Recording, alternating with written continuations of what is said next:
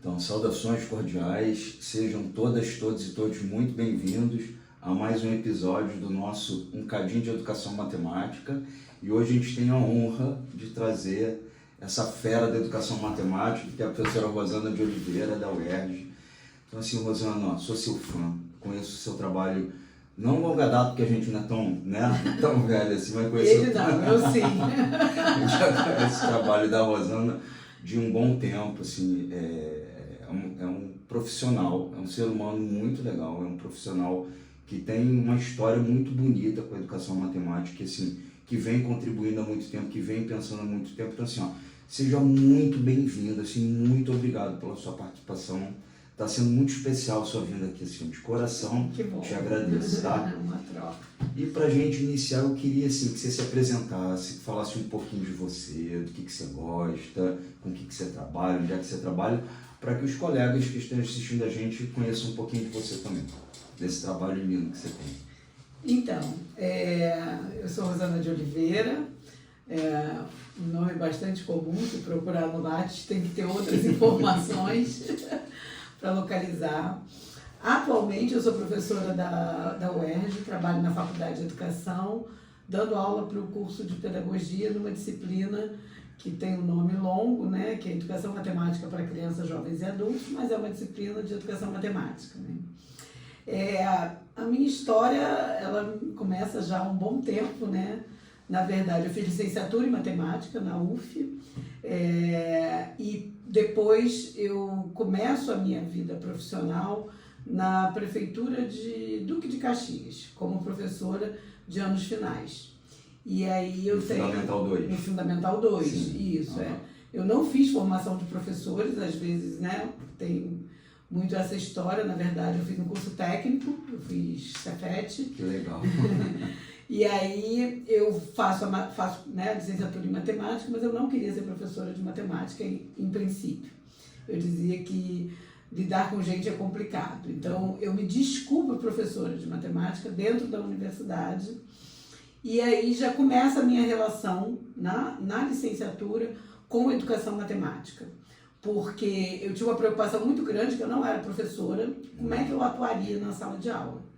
E eu, então, no momento de greve, na época, e isso a gente está falando de 85 a 89, na década de 80, um projeto faz um trabalho de Universidade na Praça, para dar visibilidade às reivindicações que eram da universidade. E eu conheço, então, esse projeto, que era um projeto que trabalhava com materiais manipuláveis, que tinha um olhar voltado para a educação matemática, né? No sentido, em que sentido eu estou falando? É uma preocupação com o aprender e não com o ensinar, né? Quer dizer, embora essas coisas não possam ser vistas separadamente, mas ali tinha já uma preocupação como que o outro aprende. E esse projeto era coordenado pelo professor Arago Bach, que era uma pessoa conhecida na área, né? Na época, ele tinha voltado da Bélgica, tinha feito mestrado, né? Poucas pessoas tinham doutorado naquele momento, né? E aí ele volta, ele tinha sido orientado por uma professora discípula de Piaget, então as coisas estavam muito... A gente vivia também um período de redemocratização, a década de 80. Então foi de muita efervescência, né? Principalmente na universidade, né? Com coisas novas, quando se ficou calado por tanto tempo. Sim. Né? E aí eu entro para um trabalho que eu acho que a minha história um pouco se confunde com essa história da educação matemática, que não é tão longa como ela é hoje, né? Ela foi se transformando, né? Na verdade, foi ampliando, né? E aí eu começo lá, né, naquele momento, entrando como aluna de iniciação científica para o projeto que esse professor coordenava. Na UF, né? Na UF, né? Então, isso fazendo leitura já de textos, né, de pesquisa, fazendo formação continuada de professores, seja em Niterói mesmo, como nas prefeituras do interior do Rio. Então, como bolsista de iniciação científica, eu já participava dessa trajetória, né? E eu também organizo, junto com outros colegas, professora Ana Calef, que ainda é uma professora que está por aí, uma referência na área, professora Ana Calef, junto com o professor Arago e outros professores, a gente organiza a primeira e a segunda semana de educação matemática na UF, isso lá na década de 80, né? Então, é uma história que vai se construindo ao longo, né? E, então, assim, para falar dessa trajetória, eu faço mestrado em Educação Matemática na Universidade de Santa Úrsula. Olha que legal, com a Stella Kaufmann, né? Isso, onde muitos tiveram, né, muitos colegas que estão alocados de uma certa faixa de etária passaram por esse mestrado. Que, inclusive, gente, era o único mestrado em Educação Matemática no Rio que de tinha Janeiro. no Rio de Janeiro, né? Na verdade, tinha, no Brasil, tinha a Unesp, esse da Santa Úrsula, e a PUC São Paulo, eu não sei datar muito bem, mas ela surge nesse momento aí. Entendi. Mas, em princípio, quando começa, só tinha esse da Santa Úrsula e o da Unesp, Rio Claro, né? A Unesp é multicamp.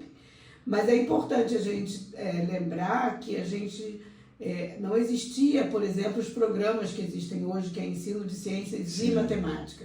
Era educação matemática mesmo. E aí, isso tudo tem um movimento também de criação da própria SBEM, Sociedade Brasileira de Educação Matemática. Eu não cheguei a participar desse movimento, mas de criação, né? Mas eu participo do quarto Enem. É a primeira vez que eu participo, né? Eu ainda não tinha entrado para o mestrado. O Enem não é o Exame Nacional do Ensino Médio. O Enem, essa sigla é nossa, é bem anterior, que é o Encontro Nacional de Educação Matemática. E esse quarto Enem, a gente já tinha tido, né, 3 anteriormente, se eu não me engano, em Blumenau, e aí é que eu me intero um pouco mais da área, né. No Rio de Janeiro, o GPEM, que era sediado durante muito tempo na Santa Úrsula, né, que era um grupo de estudo e pesquisa em educação matemática, e o Projeto Fundão também são referências, né, existem desde aquela época. Para ter ideia, o GPEM ele foi fundado em 1976. Nossa, que legal. É muito antigo, né? Então, assim, quando a gente pensa nessa história recente, né? E aí, às vezes, as pessoas acham que a educação matemática é anos 2000. Não é isso, né? Ele vem lá de 76, que era um grupo de professores, professora Stella Kaufmann fazia parte, professora Franca, tinha um grupo de professores que se preocupava. Eu cheguei a conhecê-la. O Melo Souza, que é o pseudônimo, o homem que calculava, né? Ele era uma dessas pessoas que fazia parte, né, desse grupo. No GPEM tem um boletim número 1, que era em torno, sei lá, de 30 e poucas pessoas que criam, né? Mas engraçado nessa pesquisa, antes do GPEM tinha uma sigla ligada ao estado da Guanabara. Então, para ver como que a coisa... É importante a gente conhecer um pouco essa história, né? Saber dela, né? E aí a minha trajetória, eu faço mestrado em Educação Matemática, sempre atuando nos anos finais. E aí eu começo, depois que eu concluo o mestrado, a me preocupar em dar aula para o nível superior. Então eu trabalho na iniciativa privada, tanto em cursos com disciplinas de matemática, né, com cálculo, quanto na licenciatura, né? Eu trabalhei lá em Vassouras, na Severino Sombra, Severino Sombra, isso. Famosa também, boa, né?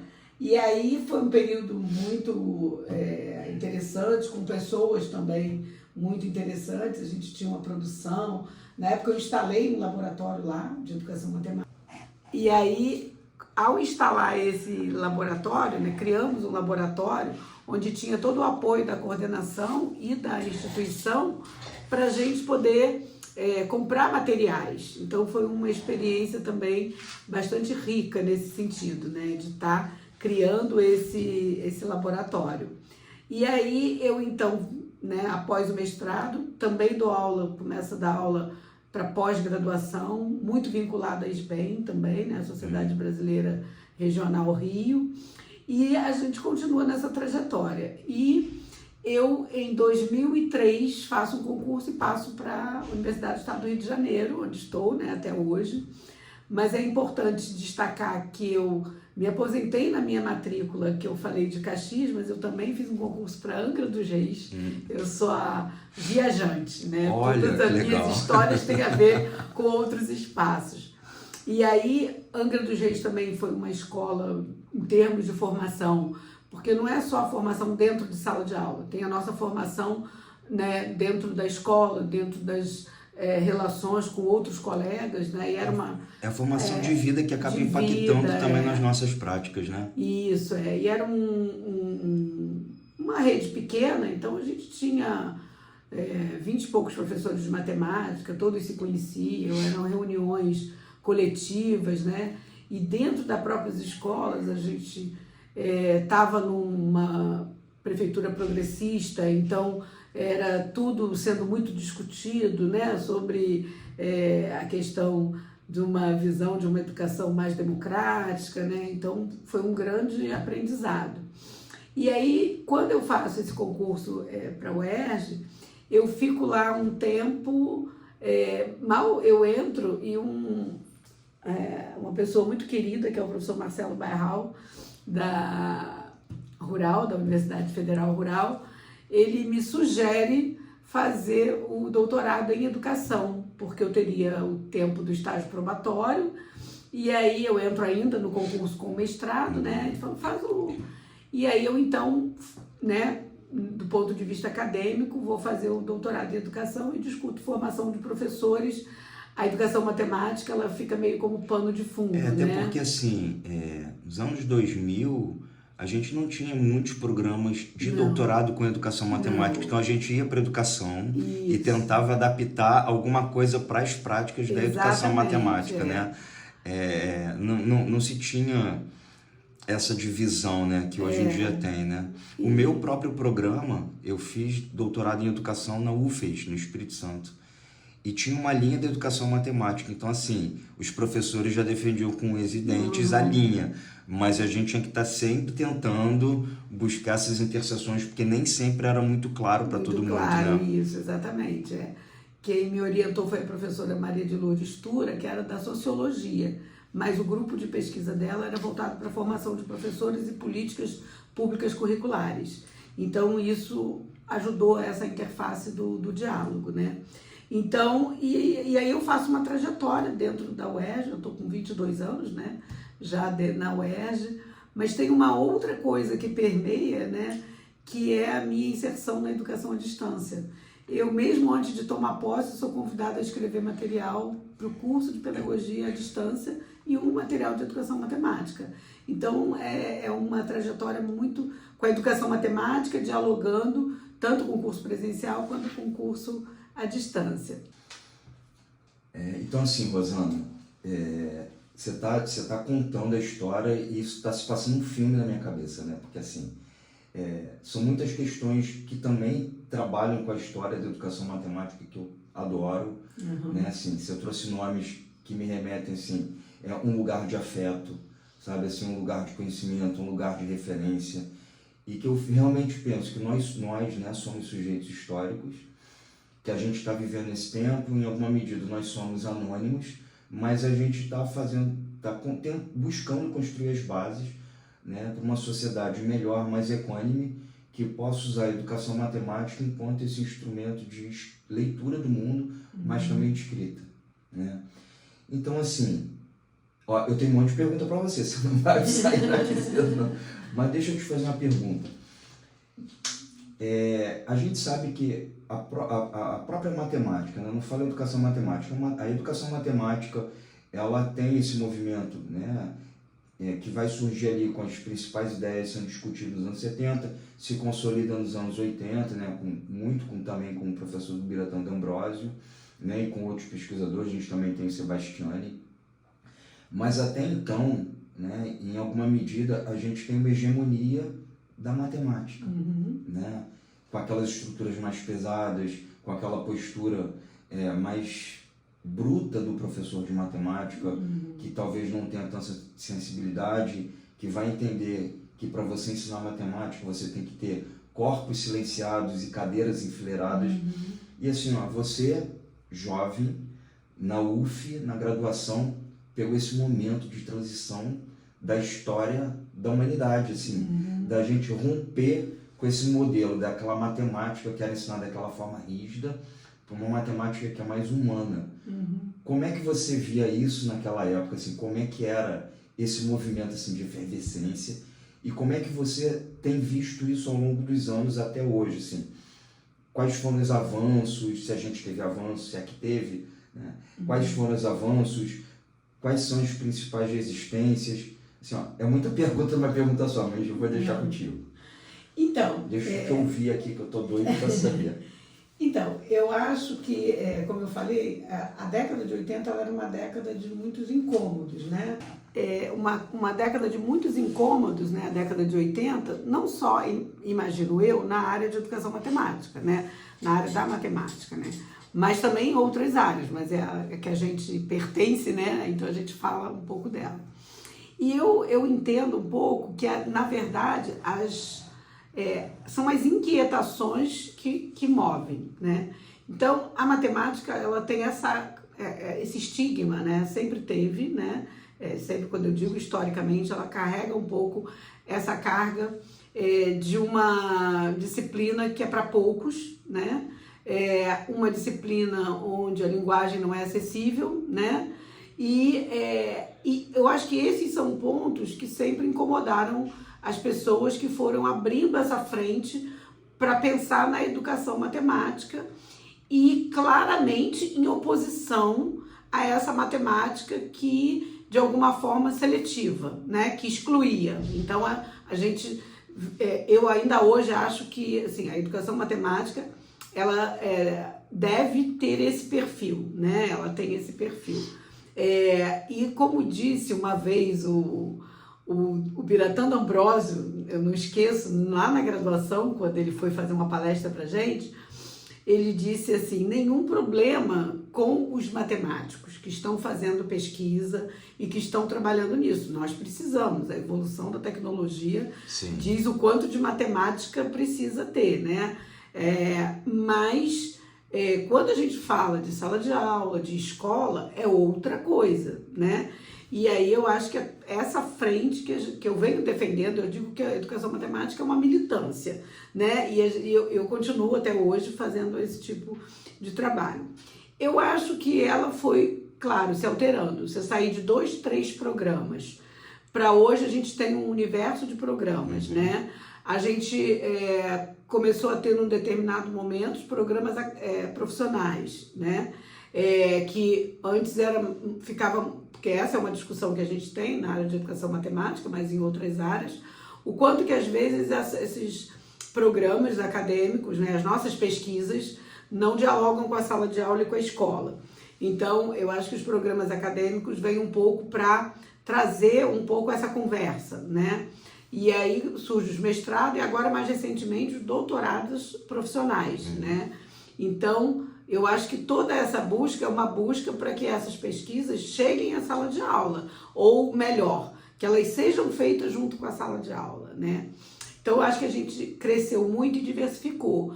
E junto com a pauta da educação matemática, outras pautas surgiram, né? Que são as questões de gênero, que são a etnomatemática, né? Que foi também se transformando ao longo do tempo. Então, a gente tem a questão da inclusão, a questão da diversidade, todas essas pautas, a gente não se isolou delas. E elas conversam muito com a educação matemática. Mas eu, particularmente, tenho uma preocupação, né? Sem nenhum demérito ao trabalho, né, dos colegas, claro, né? Mas, e a matemática onde está? Porque quando a gente pensa na educação matemática, a gente não quer abrir mão, né? Só que a gente quer pensar numa matemática escolar. Uma matemática, por exemplo, para licenciatura, que dê conta das necessidades, tanto da licenciatura em pedagogia, quanto da licenciatura em matemática, que dê conta desse espaço escolar. Eu me uso, né, como exemplo. Se eu pensar o meu curso de graduação, sem essa questão dos projetos, né, eu estou falando da disciplina, né? Eu brinco que eu sou aluna de um curso da UF, era extremamente puro. Então, eu fiz 4 análises, 4 álgebra, 4 lógica, né? Pensar como que isso foi interferir quando eu pego, né, que é o meu primeiro concurso que eu faço, eu entro numa turma de, aquela época, quinta série, atual sexto ano. Eu vou buscar o que eu tinha de trás antes disso, como eu fiz escola técnica e eu fiz pré-técnico, foi essa matemática que eu fui buscar para trabalhar com meus alunos no sexto ano. Então, eu digo que naquela época a gente fazia curso para te legitimar a fazer um concurso, mas não para te preparar para dar aula na educação, no ensino fundamental. Você tinha que buscar outros, né, buscar outros meios, né? Então, por isso que eu sempre falo para os meus alunos que a extensão é extremamente importante. Os projetos de pesquisa, a gente teve nos últimos anos o PIBID, são coisas que criam esse diálogo com a sala de aula. Então, se ele quer ser professor, ele tem que se estreitar com essas coisas. Eu acho que ao longo dos anos, a gente tem currículos um pouco mais flexíveis, né? Alguns currículos já incluem a licença laboratório, às vezes geometria da sala de aula, ensino 1, ensino 2, depende, eu estou falando do que eu conheço dos amigos, né? Que dão essas disciplinas em universidades diferentes. Mas as disciplinas chamadas duras, né? Que são as análises, que é a álgebra, elas ainda continuam conversando, na maioria das vezes, com uma teoria matemática sem estar preocupado com essa formação do licenciando, né? Então, eu acho que tem lugar para o bacharel, né? Essas disciplinas, mas não que elas precisassem ser excluídas, não é isso, mas elas precisariam ser redimensionadas, né? Nesse sentido, eu acho que é uma questão que fica um pouco, né, de fora e cria, às vezes, no estudante, no licenciando, a sensação de que, mas onde eu vou usar isso? Como que eu vou, né, na minha prática? E de uma insegurança, às vezes, de ir para a prática, né? Muitas vezes ele vai adquirindo essa prática com aulas particulares, né? O acesso ao próprio livro didático. Então, acho que a gente foi junto com a sociedade, né? Não sei se a gente chama mesmo de evoluir, mas assim, as coisas foram se transformando junto com a sociedade. A área de educação matemática não fugiu a isso, mas eu acho que a gente precisa fazer essa autocrítica, né? Então, eu atualmente oriento muitas pedagogas, né, no programa lá da Federal de Juiz de Fora, que é um programa de educação matemática profissional. E aí elas escrevem muito melhor do que a gente que faz licenciatura em matemática, escrevem super bem, mas e são muito criativas, mas sempre a pergunta que eu faço, por uma questão de formação delas, mas onde está a matemática? Vamos lá, né? Porque isso é uma preocupação com esse ensinar a aprender, que é um diálogo entre ensinar a aprender, que a gente precisa manter sempre vigilante, né? Porque senão a gente sai por um lado ou para o outro. Não que algumas pautas não sejam importantes, elas são importantes, mas a gente não pode deixar de conversar sobre essa sala de aula e sobre essa matemática da escola. Nossa, Rosana, você está falando aqui e eu estava por detrás da câmera rindo, porque assim, eu concordo muito com o que você fala. E eu gosto muito da sua postura quando você fala assim, da educação matemática e principalmente da gente não deixar de olhar para a matemática. Porque é claro que assim, a gente sabe que as pessoas estão engendrando esforços para que a gente tenha uma sociedade cada vez melhor. Eu não tenho a menor dúvida disso. O problema é que no meio do caminho, às vezes a gente se perde. E às vezes a gente se perde nessa proposta ou de independização, ou de repente não ter tempo para poder conversar com os pares. Então assim, eu particularmente já trabalhei em lugares onde me propunham que eu desenvolvesse determinado tema, porque era um projeto interdisciplinar ou multidisciplinar, eu falava, olha, esse não encaixa. Ah, não, mas você tem que colocar matemática. Eu falava, sim, mas esse não encaixa. Né? Assim, para ficar uma coisa forçada, a gente não faz. Então, vamos fazer uma coisa que é direito. E eu vejo também, assim, muita gente, às vezes, propondo atividades em que eu olho para a atividade e falo assim, a atividade está muito legal, assim. Ela é muito pensada por uma perspectiva de cidadania, de inclusão, de acessibilidade. mas efetivamente não tem nada de matemática ali. Né? Então, assim, a matemática, ela às vezes foge do contexto. E eu acho que essa é a sua preocupação, também é a minha preocupação com a educação matemática. É fazer com que efetivamente aquilo esteja dentro. Eu lembro que eu trabalhei num colégio, hoje em dia eu posso dizer, né? Mas era um colégio católico que fica na rua São Clemente, em Botafogo. E eu tinha um diretor que eu gostava muito dele, a gente tinha projetos interdisciplinares. E tinha que participar, às vezes, de uns temas lá, enfim. E ele queria, porque queria. E aí eu falei, numa reunião diária, assim, diária não, de segmento, que eu dava aula para o primeiro ano do médio, que eu não iria participar, porque aquilo que eu estava trabalhando naquele ano não tinha como ser peixe passado ali naquilo que eles queriam. E ele me chamou na sala dele para me dar uma bronca, obviamente, eu tinha 20 e poucos aninhos. E aí eu fui com medo, né? A gente tem medo, né? E aí ele falou assim, não, mas é porque você é sempre tão engajado, você não quer participar. Eu falei, Carlos Alberto, eu estou trabalhando com triângulo, não tem como encaixar, assim, não dá. Só se eu puxar algum outro conteúdo, mas assim, o tempo é muito curto. Aí ele falou, trabalho triângulo isósceles com Pai, Filho e Espírito Santo. Eu falei, Carlos Alberto, não dá. Não dá. Então, é isso, assim, as pessoas às vezes acham que é para dar uma forçada, mas não é. Tem que acontecer de uma forma muito natural. E aí, assim, pegando um pouco da ideia que você estava me falando ali dos estudantes da licenciatura em matemática, eu ainda vejo, não sei como é que você olha para isso, até que também queria te ouvir, né? Gente, olha, com a Rosana aqui na minha frente, tem que aproveitar para perguntar, que é a oportunidade, tá? É porque, assim, a gente sabe que em algum momento, na própria história da matemática, a gente tem, entre aspas, um descarte da geometria com uma prevalência sobre a álgebra, né? Com aquela questão lá do movimento Bourbaki, com os elementos da álgebra, tudo aquilo, né? Que todo conhecimento, teoricamente, foi compendiado, né? Naqueles volumes ali, e a álgebra ela passa a ser, assim, o principal instrumento de verificação da ciência da matemática, né? E aí, assim, quando eu vejo, por exemplo, estudantes da licenciatura em matemática que estão trabalhando com álgebra linear, eu estou falando de mim, tá? Assim, que fui graduada há quase 30 anos atrás. Eu falo assim, gente, o que eu aprendi era totalmente dissociado de uma perspectiva geométrica, totalmente dissociado de uma representação gráfica, porque, na verdade, as estruturas algébricas elas foram colocadas como as únicas, como as mais válidas e descartaram a geometria. Só que eu não sei como é que isso ainda se processa hoje em dia, porque eu já não dou aula para licenciatura em matemática faz um tempo.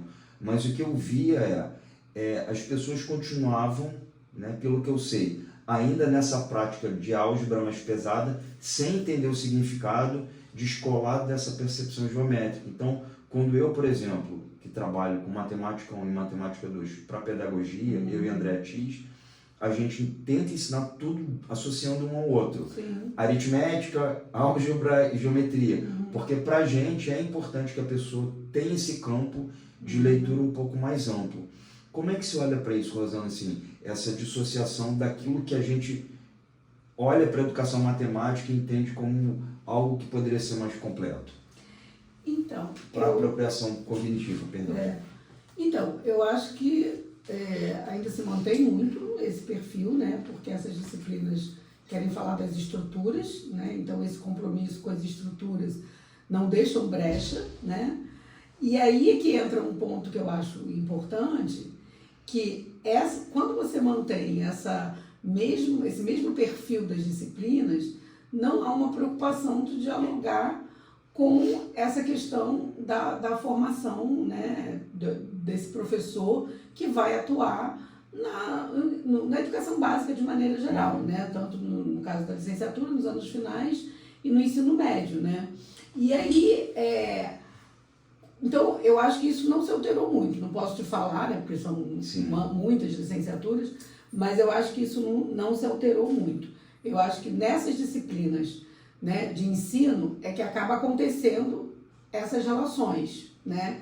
Então, eu acho que esse olhar, né, é um olhar muito fragmentado, né?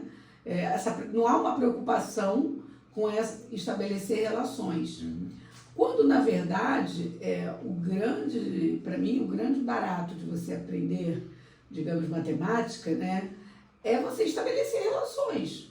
Não estabelecer relações te deixa muito pronto para algumas coisas e não para outras, né? Então, vou puxar um pouquinho para falar sobre as avaliações em grande escala. Não sou nenhuma estudiosa, mas o que acontece? As avaliações em grande escala, elas definem políticas públicas e elas têm atravessado diferentes governos. Então, isso é uma política de Estado que vem desde a época do Fernando Henrique, quando vem os PCNs, vem PCN Ação, e aí começam as avaliações em grande escala. Só que... A gente tentando se ajustar às diretrizes do OCDE, né? Isso. E aí, o que aconteceu com essas avaliações?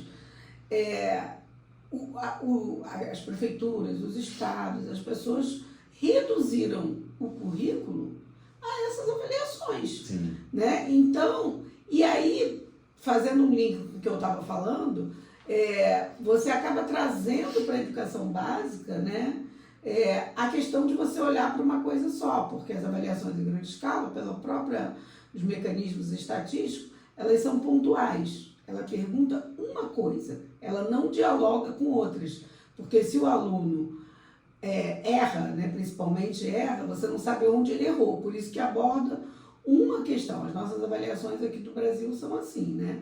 Então, o que acontece?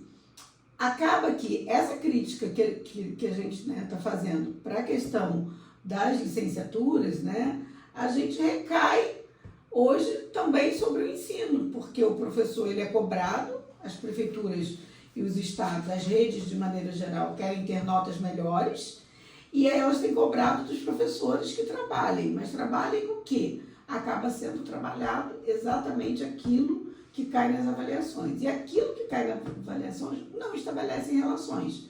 Ou você tem lá uma operação de edição, ou você tem um problema de identificar um sólido, ou você tem uma questão sobre triângulo, ou você tem... Ela acaba reproduzindo um pouco isso que a gente já critica nos nossos cursos de licenciatura.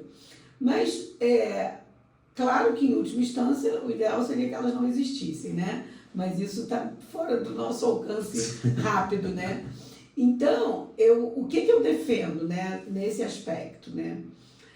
Em relação ao ensino superior, eu acho que é preciso continuar conversando com essas coisas dentro das nossas instâncias possíveis, que a gente sabe o quanto que é difícil, às vezes, dentro da universidade, dos seus grupos, dos seus departamentos, às vezes esses diálogos também não são possíveis. Mas eu acho que a gente não pode perder de vista aquilo que eu falei. A gente não pode se distanciar muito, né? A gente tem essa instância para fazer e, no âmbito das disciplinas que você trabalha e que acredita, você estabelece as relações, que eu tenho certeza que contribuem para os licenciandos, né?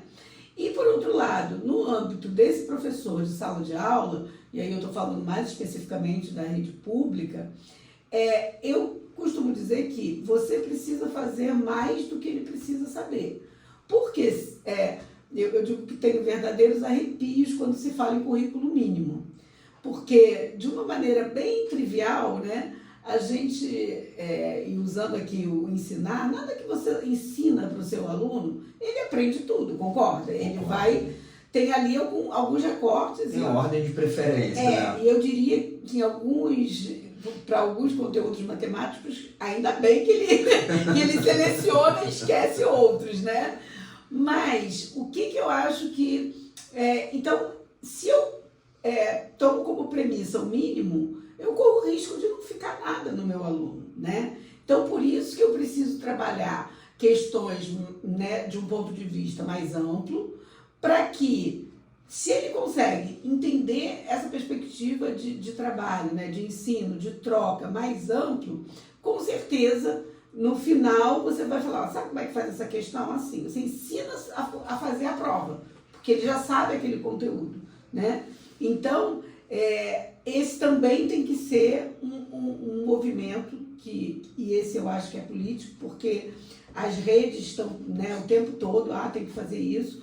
Eu estava num evento no último fim de semana e parece que, acho que o Estado de São Paulo está enviando as provas, o professor não elabora mais a prova, envia a aula com os slides para o professor apresentar.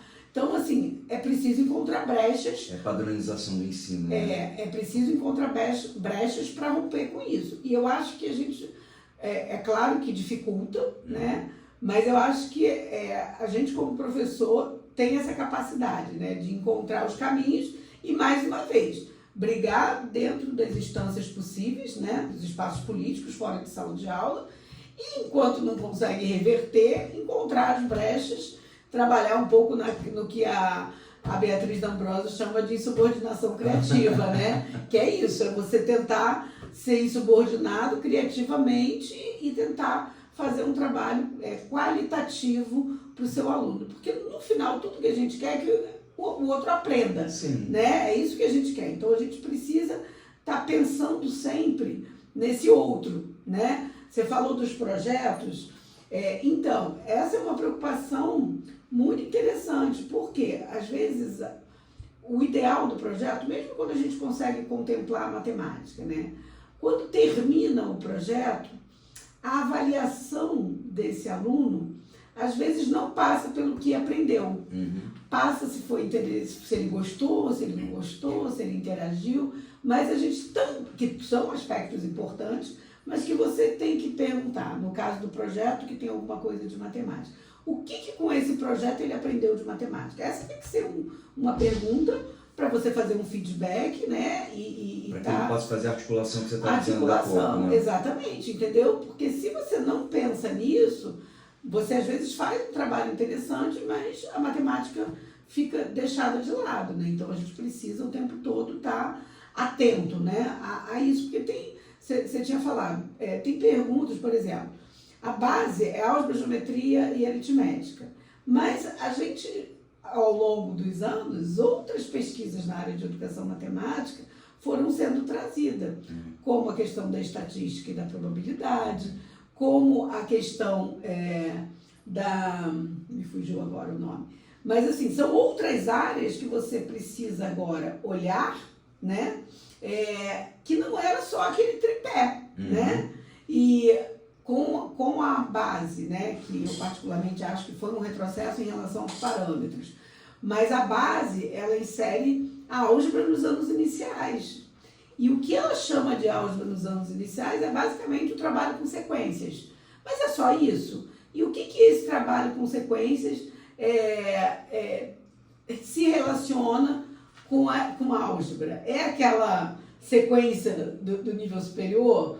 São as PAs e PGs do nível médio? O que é isso que se trabalha? Então, a gente precisa estar o tempo todo, né, pensando e tentando ampliar também, né, dialogar. A educação financeira, que eu estava querendo lembrar que existe muitos trabalhos hoje de educação financeira que, mais uma vez, surge em contraponto àquela educação financeira que interessa para os bancos. Sim. Né? Então, tem uma educação financeira que vem fazer um contraponto com isso. Tem uma perspectiva, né, mais crítica. Uma perspectiva mais crítica e que também não é a matemática financeira. Sim. Né? Porque a matemática financeira ela tem muito a característica de você estudar um conteúdo que é utilitário, digamos assim, né? Então, a educação financeira, ela vem um pouco nessa, mas sem abrir mão, de novo, da questão da matemática. Mas é um espaço para você discutir, né? Por exemplo, com as pessoas que, às vezes, ela acha que se a parcela cabe no limite de crédito dela, ela pode comprar, mas ela esquece que o limite de crédito pega todas as outras parcelas de tudo que ela fez. E as pessoas que usam, ela não tem essa formação, né? Essa população que a gente quer atingir, né? Ela não tem essa população. A gente chegou na inteligência artificial, né? E a gente continua com uma população que às vezes não sabe mexer no caixa eletrônico, né? Com dificuldade. A gente chegou no Pix, mas a gente ainda tem uma população grande com essa dificuldade. Então, o que a matemática pode contribuir com essas coisas? O que a minha aula de matemática, sem abrir mão da matemática, eu posso falar sobre essas coisas? Porque a aula de matemática precisa conversar sobre objetos, precisa relacionar com a sociedade, não no sentido de uma grande, né, mas dizer, né, ou numa introdução numa aula, ou numa proposta de uma, né, tarefa que você propõe para os alunos fazerem, qual é o diálogo possível com essa sociedade, né? Para ele avaliar a questão do orçamento familiar, a questão dos aposentados que são, né, enganados por empréstimos consecutivos, né? Então, tudo isso pode estar na conversa sem abrir mão da matemática, né? Entendi. É isso. Então, Rosângela, eu tenho um monte de perguntas para te fazer, mas assim, deixa eu perguntar, como é que é esse trabalho que você falou dessa disciplina no ERJ, o pessoal da pedagogia, que é assim, educação matemática para crianças, jovens e adultos. Isso. Conta um pouco para a gente dessa mega experiência, como é que é isso? Até porque assim, de repente eu aproveito o material com a tua permissão, obviamente, te dou os créditos e levo um pouco para mim ir, para poder trabalhar um pouco também, né? Na verdade, essa questão, né, de crianças, jovens e adultos, quer dizer, o licenciado em pedagogia, ele atua na educação infantil, anos iniciais, e ele faz um trabalho com EJA, né, dentro da questão dos anos iniciais, né? Então, pensando nessa coisa da sala de aula, é o âmbito de atuação dele, né? Não faço nada de extraordinário, assim, eu entendo que ela não é uma disciplina nem só de conteúdo, nem só de metodologia, é um trabalho junto, né? É muito... Tem uma proximidade até com o material. São que esses 15 encontros? São 15 encontros? São 30, são 60 horas. Entendi. Né? E aí tem uma certa proximidade com o nosso material da licenciatura EAD, né? Eu trabalho os materiais manipuláveis, eu super acredito para os anos iniciais.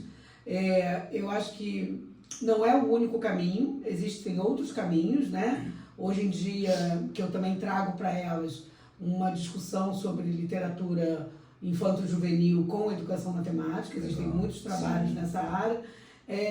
Um curso de licenciatura, ele nunca vai dar, uma disciplina, né, na licenciatura, ela não dá conta de tudo.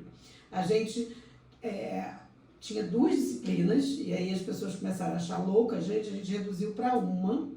Mas por que a gente reduziu para uma? Porque a gente passou a oferecer várias eletivas. É o que a gente está fazendo no Rio também. Porque a gente não tem professor suficiente, né, dentro da área para fazer. Então a gente preferiu fazer isso e oferecer umas 3 eletivas ou 4, que aí tem aluno que ao invés, né, que ele teria obrigatoriamente que fazer 2, ele agora às vezes faz uma mais 2, né? Ele ampliou um pouco esse leque. São as saídas que a gente encontra, né?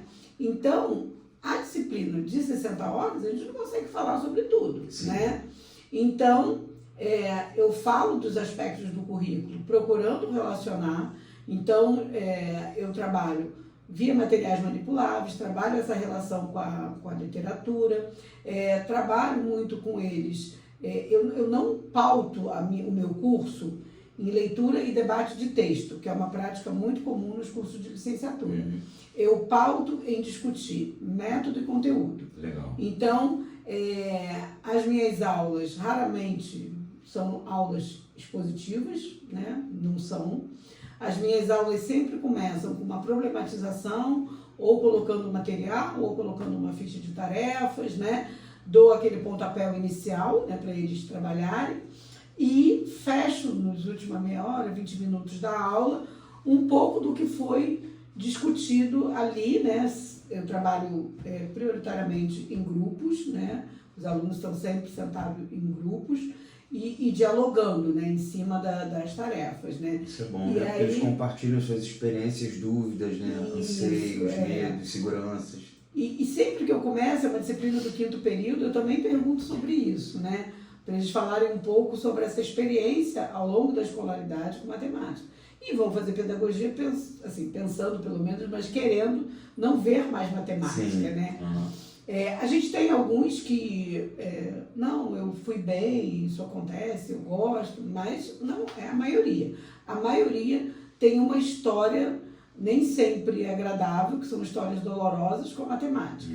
Seja dentro da escola, e aí eu falo isso com elas, né? Eu falei, os professores que geralmente causaram, né, Esses traumas, esses traumas, tipo, mandar a criança ou o jovem no quadro, não como um trabalho, que às vezes isso acontece, mas para expor a criança, né? Então alguns relatam isso. Na última vez, muitos relataram de pai fazendo cobrança, né? Que não era uma coisa que aparecia muito, geralmente a culpa ficava na escola. Mas alguns falando que o pai cobrava e fazia uma coisa meio, né, intimidando e tal. Então, eu costumo dizer que se durante aquelas 60 horas eu conseguir dizer para ela, dar alguns recados, falo elas porque são a maioria, né? Mas tem muitos pedagogos também. Se eu conseguir dizer para elas que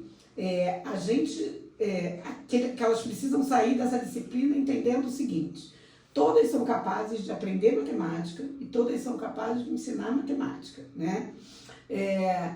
Porque o conhecimento, nenhum de nós sabe tudo. A gente está sempre em processo, né?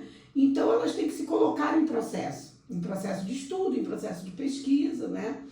E eu digo que quando elas pegarem uma turma dos anos iniciais, elas têm a responsabilidade de não traumatizar os 30, 35, Sim. que elas, para que eles não relatem mais para frente o que elas estão relatando. A gente tem que quebrar esse ciclo, né? Quebrar o ciclo. Então, eu digo, se vocês saírem daqui acreditando em vocês e acreditando nesse processo, já valeu, entendeu? E aí o trabalho que eu desenvolvo é esse, o tempo todo de você ver por que as coisas que você ensina nos anos iniciais é dessa forma. Então, eu trabalho muitos porquês. E muitos, assim, se surpreende. Aqueles que, teoricamente, se dizem saber menos, são os que mais aproveitam. Porque aqueles que, de alguma forma, eles acham que sabem, eles não querem reconstruir o caminho. Entendi. Entendeu? Então, mas aí, né, os anos de prática, a gente vai identificando e aí vai propondo uma coisa diferenciada, né, para que o movimento. E é interessante dizer, né, porque há um discurso, às vezes, tanto no professor já em serviço, tanto do professor de anos iniciais quanto do professor de matemática, ele diz, às vezes, que eu não consigo fazer porque eu tenho um número grande de alunos, as condições. Eu tenho 45 a 50 alunos.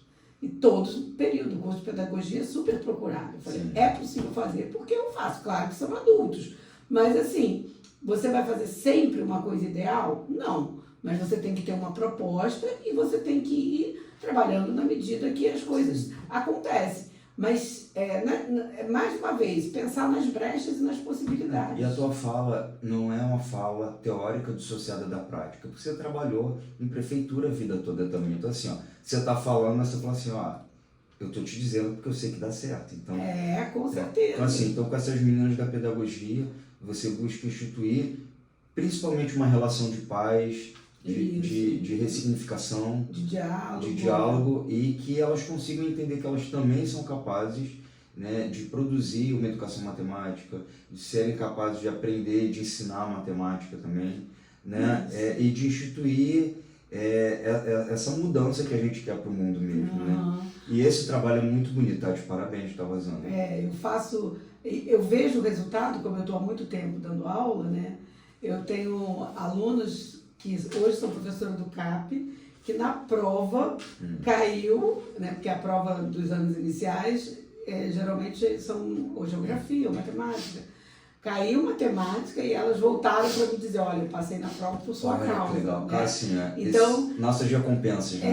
Acreditar no teu trabalho, né? Então, final de período, eu proponho uma leitura, uma discussão de um texto para cada grupo.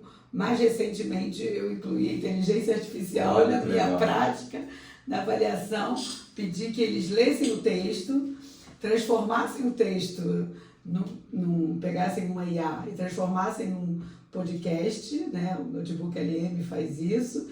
Pedi que elas fizessem uma apresentação também com IA, né? E depois fizessem um texto crítico sobre essa experiência, né? E aí, ao contrário do que está no discurso de muitos professores, porque eles só ficam usando não sei. não usam com tanto, não, nem todos usam e sabem usar com a frequência e que a gente acha, né? Então acaba sendo também uma experiência, né? A gente não pode, não tem como ignorar mais a inteligência artificial. A gente precisa saber. Então, isso é uma outra coisa que licenciandos e pedagogos, né, futuros precisam aprender a usar a inteligência artificial do ponto de vista da educação, né? Criticamente, né? Para facilitar quando é necessário, né? E aí eu fico olhando, né? Até hoje ainda se discute se usa ou não se usa calculador na educação básica, no ensino fundamental. E a gente já tem a IA que você aproxima uma tela, resolve uma equação, resolve uma... te dá todos os né? passos Todos ali. os passos, né? Então, que inclusive eu adoro esse aplicativo também, né? Então, tem alguma coisa errada, senão a gente vai perder o nosso papel. Então, não é só encontrar essa resposta imediata, você tem que discutir respostas, né? Como se chega, né? Discutir erros, né? Porque as IAs também erram, né? Então, isso é muito importante, né? Tá certo. Professora Rosana, a gente está chegando no nosso bloco final. E aí eu queria saber da professora, a senhora gostaria de dar, qual o recado que você daria para alguém que tem medo de matemática, que está chegando numa licenciatura em pedagogia, numa licenciatura em matemática e quer aprender um pouquinho mais? Assim. Qual o recado que você dá a partir da sua experiência? Então, eu quando dei aula na licenciatura em Vassouras, porque é normal a pessoa ir fazer um curso porque ela tem afinidade. É assim que a gente pensa, né? Eu vou fazer um curso de matemática porque eu tenho afinidade com matemática e quero, né, aperfeiçoar, quero dar aula sobre isso. Mas lá, que era licenciatura em matemática, eu encontrava, né, alunos e alunas que iam fazer a licenciatura em matemática porque não sabiam matemática. Olha que... Nossa, que diferente, né? Mas tinham consciência disso, eles queriam aprender muito matemática, olha mais que legal. matemática. E aí, é claro, numa perspectiva de que daquela matemática que na universidade se trabalharia aquela matemática que eles não conseguiam aprender, né? E muitas tinham feito o curso de formação de professores, no interior isso é comum, né? E aí, uma vez num debate de sala de aula lá, alguém falou, mas também, professora, a gente que faz curso de formação de professores, a gente não dá muita matemática, a gente não sabe muita matemática. Aí uma outra já até um pouco mais velha, mais experiente, todas tinham uma prática. Porque 3 anos de matemática do ensino médio faz diferença. Né? Isso, exatamente. Faz diferença. E aí essa um pouco mais experiente, porque a maioria já dava aula nos anos iniciais, né? Aí ela falou assim, não, a gente que faz formação de professores não sabe matemática, não sabe português, não sabe química, não sabe... Porque é uma característica do curso também generalista, né? Aquela coisa de você trabalhar no geral.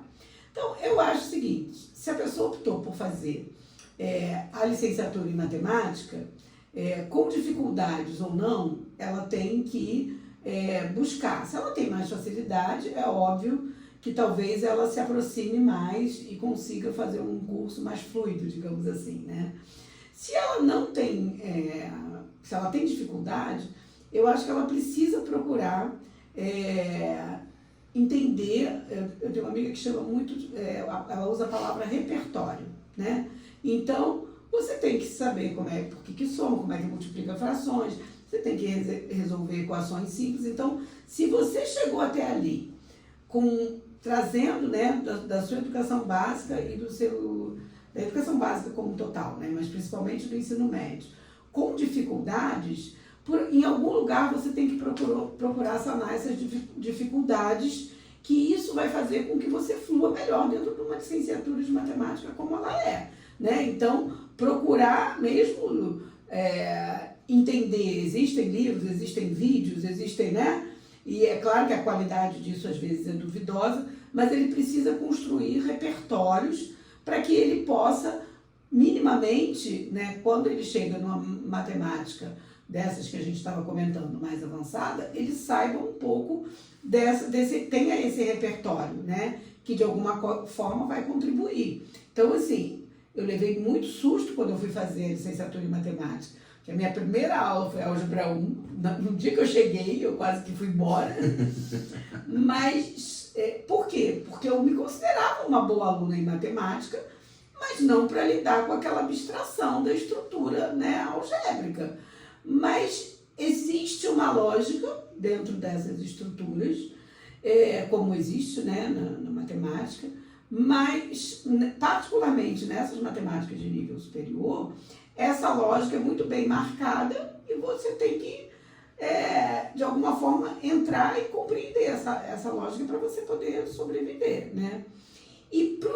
Mas para o licenciado, ele tem que estar buscando coisas que acrescentem, né? Então, se ele tem oportunidade de participar de grupo de iniciação científica, de participar de estágios, de palestras, de eventos, né? Que é uma coisa que a universidade... A formação continuada. A formação continuada que ela tem que se dar não depois que ele acaba, mas desde o momento que ele entra para a universidade, né? Então, é essa formação continuada, principalmente as temáticas que dialoguem com sala de aula, é que vão, de alguma forma, fazer com que ele caminhe, né, de uma forma melhor e se torne um profissional, né, mais confortável, né, para a situação.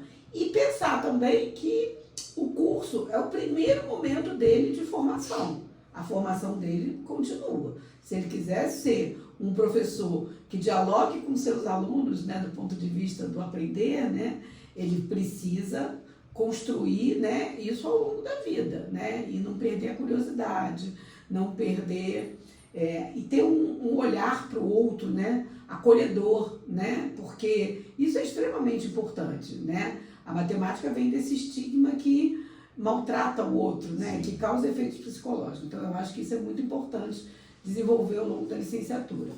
No caso dos pedagogos, né, eu acho que é isso, ele em algum momento vai se deparar, pode ser com uma ou com mais disciplinas. Eu tenho discutido muito a questão de que, junto com os próprios professores que estão em formação, que estão na escola, né, professores de anos iniciais, a preocupação dessa escola, e o pós-pandemia trouxe muito isso, é com essa alfabetização. Hoje, a gente, na maioria das redes, a gente não tem uma reprovação em massa, porque se acredita que se aprende no processo. Mas aprender no processo, isso tem levado a muitas crianças chegarem no 5º ano, 6º ano, sem estarem alfabetizados, sem saberem ler, basicamente é isso. E aí a gente não tem um outro mecanismo que garanta uma recuperação paralela. Isso, as escolas precisam criar, ou as redes precisam criar. Mas, junto com essa questão, a alfabetização matemática tem que estar junto. Então, como é possível, quer dizer, a literatura é um caminho, né, de você criar, mas não sei as respostas, mas é preciso buscar caminhos que essa matemática dialogue com a alfabetização. Então, como os cursos de pedagogia focam muito na questão tanto da educação infantil quanto da alfabetização, é preciso inserir essas coisas também e essas conversas, né, e esses diálogos com a alfabetização matemática, né? Então, e cada vez mais diminuindo a distância, porque não há tempo possível, você pode botar a escola integral e tal, para você dar conta de tudo, se elas forem tudo muito separadas. Uhum. Se você consegue criar diálogos possíveis, né, de aproximação, você consegue então fazer naquele tempo e que eu acredito que dê mais significado para esses alunos, né? Então, o recado a busca é constante, não desista, precisamos de professores, né? A carência é enorme. Profissionalmente, ao contrário do que algumas pessoas dizem, a questão salarial não é tão complicada. A gente vive numa sociedade, né, onde você tem um emprego, mas esse emprego se reconfigurou, né, esse trabalho, né, o mundo do trabalho se reconfigurou. E aí, quando eu pergunto para a minha turma de 45, muitos dizem que quer terminar o curso de pedagogia, mas não querem dar aula. Uhum. E aí eu brinco e digo, quando abrir um concurso para a prefeitura, que tem lá 50, 100 vagas, aí você desempregado, você faz o concurso. Eu falei, sabe o que é pior? Vocês passam. E aí, o que acontece? Vão parar na sala de aula, né? Então, esse olhar para a sala de aula não é só de conteúdo, né? Longe disso. Ele tem que ser um olhar amplo, né? Mas você não pode abrir mão, seja da matemática, seja desse aluno aprender, porque os conteúdos em diálogo, né? com o estudante, e aí uma coisa importante, né? Na educação básica é muito importante a gente olhar para que matemática esse aluno está produzindo, como é que ele está pensando, né? E aí esse é o caminho da gente se distanciar um pouco dessa matemática que a gente tem no nível superior, né? É quando eu entendo que existem outros modos de pensar, mas que dá conta dessa matemática escolar, né? Então, eu preciso valorizar os modos de pensar do meu aluno dentro de situações matemáticas, né? Mesmo quando elas se distanciam daquilo que a gente vem historicamente construindo, a história se constrói no processo, né? Como você disse. Tá bom, então. Então, Rosana, ó, muitíssimo obrigado, assim. Gente, a gente está chegando aqui a mais um final do nosso Cadinho de Educação Matemática. A gente contou com a super professora Rosana de Oliveira, da UERJ. É uma pessoa, assim, mais uma vez eu endosso, né, a minha condição de fã. Eu admiro o seu trabalho de verdade, assim. E estou muito feliz de ter entrevistado a Rosana. E até a próxima, tá, gente? Até!